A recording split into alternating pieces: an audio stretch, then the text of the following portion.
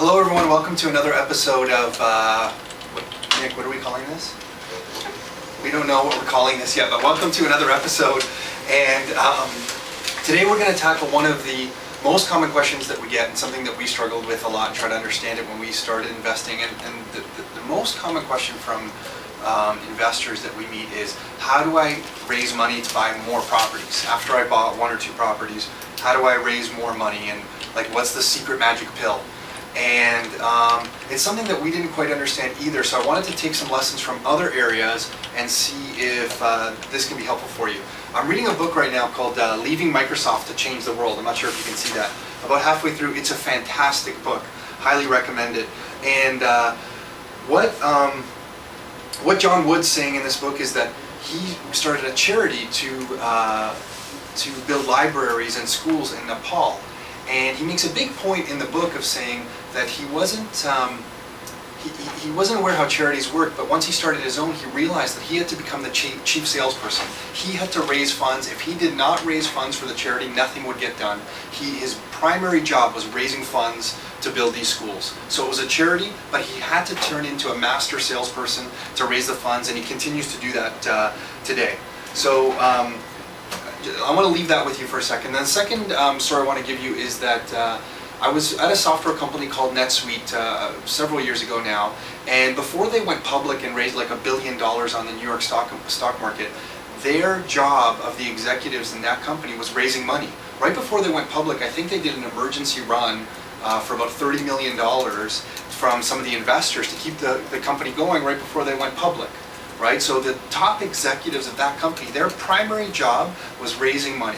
You know, that's what they had to do. And then recently I read another great book, and this one's I recommend this one as well. Isidore Sharp, founder and chairman and CEO of Four Seasons. It's called The Story of a Business Philosophy. That's that book right there. And he goes on to describe that when he was building his Four Seasons management company, how he had to partner with developers to raise the money to build the hotels. And his chief job was raising money. And Ted Rogers has a biography out. He recently passed away, and there's a biography out about him. And in that book, Ted Rogers, the founder of Rogers Wireless, a big Canadian wireless company, I'm sure everyone's heard of it, and he describes how he had to sell some land in Mississauga near Square One, Highway 10 in Burnhamthorpe, for those of you familiar with the area. And he had to sell that land for funds to grow his businesses, right? So he was looking how to raise money as well. And then finally, you know, Donald Trump, this isn't the book I wanted to share. I was trying to track down my Art of the Deal book by him. He's got a lot of newer books out that are a little more fluffy. The Art of the Deal is a classic that you should get. But Donald Trump in The Art of the Deal, I highly recommend reading it. And he goes on talking about how he had to raise funds from different bankers constantly to do his development projects. So why am I sharing all this with you? Is because when we started investing, we didn't realize one of our primary jobs would become trying to raise money. That's your primary job. As you try to grow your empire, you have to turn into a salesperson to sell your ideas and sell your passion and your knowledge to other people to raise money to build more or acquire more real estate, because ultimately at some point you're going to run out of your own capital.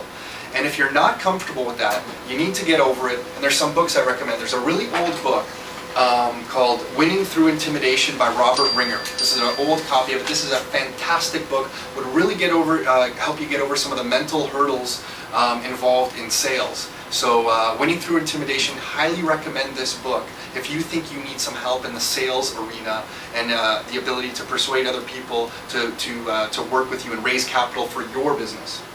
So to summarize, I have it all written down on this little board here, and most of the investors that we work with, this is my son's little whiteboard, by the way, that I hijacked for this. Most of the investors that we work with will kind of raise money in these ways. Either use lines of credit or equity in their home. And there's some details you need to be aware of with that, because some the banks, when you use lines of credit or equity from your home, there's certain criteria that they're going to want, and some things you should be aware of. So definitely need to talk to a mortgage broker. But that's the number one way we see investors acquiring real estate. The second way is using savings. You know, of course, the age-old strategy of saving money and using it to buy investments. And the third way is partnering with family and friends. And you know, between family doing kind of little partnerships together. We see that quite often, family and friends. And the last way is getting a business partner or a joint venture.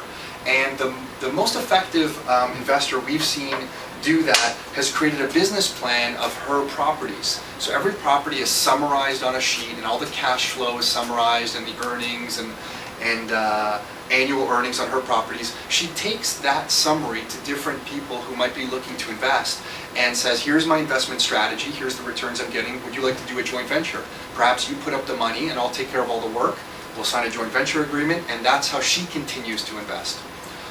So anyway, that's it for today. Hopefully that gives you some ideas of how to think, and hopefully it's helpful. When we started, I didn't really understand that our primary goal in anything you do, starting your own business, real estate investing, is raising money, or whether it be a charity and trying to build libraries in Nepal. Your primary objective in all businesses and investing is always going to be raising money, so you should try to figure out how to get comfortable with it. That's it for today, everyone. Take care.